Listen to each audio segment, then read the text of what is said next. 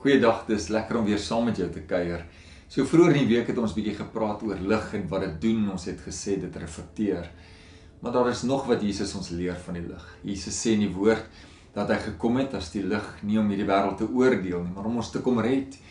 Jesus kom en hy red ons eintlik van onsself en van die wêreld, van die leuns en dit wat nie van hom af is nie. Sy hart is nooit om ons te verneder of te laat skaam kry of wegsink in die sonde nie. Nee, inteendeel Jesus kom en hy's so sag en hy's so mooi en hy wil ons met redding bring na die lewe. Sien, lig is 'n reddingsmetafoor. As jy dink aan 'n lighuis op die see, as jy dink aan 'n flits op 'n berg, daar waar redding plaasvind in die donker, is daar altyd lig. Nie om enige iemand te laat skaam kry nie, maar juis om 'n veilige tuiste te bring. Dis wat Jesus vir my en jou kom doen. Hy het sy lewe kom offer om 'n lig te kom wees, om ons te kom red. Kom ek lees vir jou saam.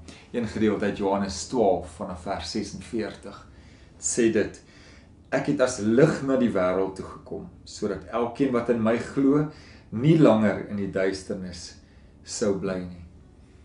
So dis so 'n uitnodiging wat Jesus eintlik bring, soos of hy nooi.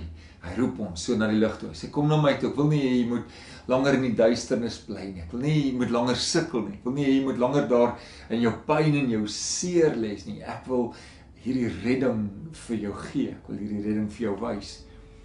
Jesus kyk na jou deur oë van liefde en van omgee. Hy wil jou hand vat en hy lei. Hy wil jou lei na wonderlike planne wat hy met jou wil deel, want dis wat hy vir ons in gedagte het. Laat toe dat sy lig vir jou redding bring. En dat dit jou leefstyl sal word om afhanklik te wees van sy lig. Want daar waar lig is waar God sy beste werk in jou kan doen. Want sy lig in jou lewe kan nie verwarring bring nie, maar net duidelikheid. En dit gee vir jou moed vir alles wat voor lê. Ek wil saam met jou bid en mag jy net weer opnuut Jesus se lig in jou hart en in jou lewe innooi in hierdie dag. Kom ons bid saam. Hemelse Vader, sonder die lig kan ons nie lewe nie, wil ons nie lewe nie, ons wil nie in die duisternis rondtas nie. Maar ons wil u lig net weer opnuut ontdek in hierdie dag. Kom leef deur ons, kom skyn deur ons, Vader. Kom word verheerlik in ons, deur ons dade, alles wat ons doen, is my gebed in Jesus naam. Amen. Mag jy 'n wonderlike naweek hê en mag die Here u baie ryklik seën.